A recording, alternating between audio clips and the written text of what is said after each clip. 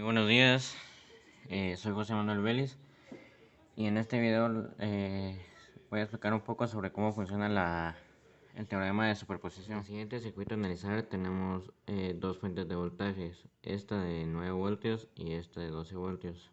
Para analizar este tipo de circuitos tenemos que tener en cuenta una cosa, y es que no podemos analizar los circuitos con las dos fuentes, con el número de fuentes que tengan, sino que tenemos que descomponer el circuito en el número de fuentes que tengamos. Por ejemplo, en este tenemos dos fuentes de voltaje, entonces tenemos que tener dos circuitos.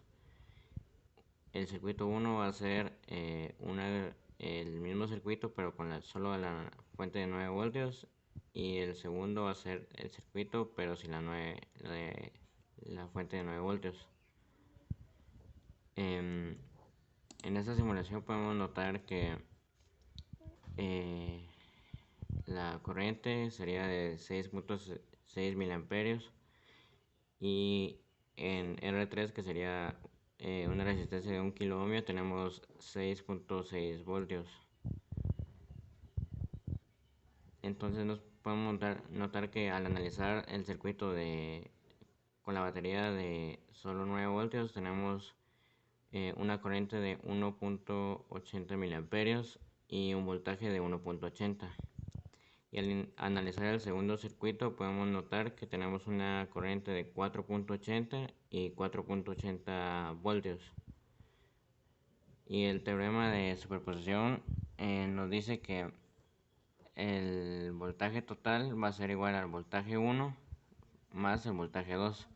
Y en este caso se cumple porque sería 1.80 voltios más 4.80 voltios, que sería 6.60 voltios. Y como podemos notar, aquí nos da 6.60 voltios. Y pasaría lo mismo con la corriente. Aquí tendríamos una corriente de 6.60 voltios, y aquí sería corriente en el circuito 1 y corriente en el circuito 2. Entonces tenemos que sumar 1.80 más 4.80 miliamperios, lo que nos daría un total de 6.60 miliamperios. Y básicamente eso sería el teorema de superposición explicado en este circuito. Gracias.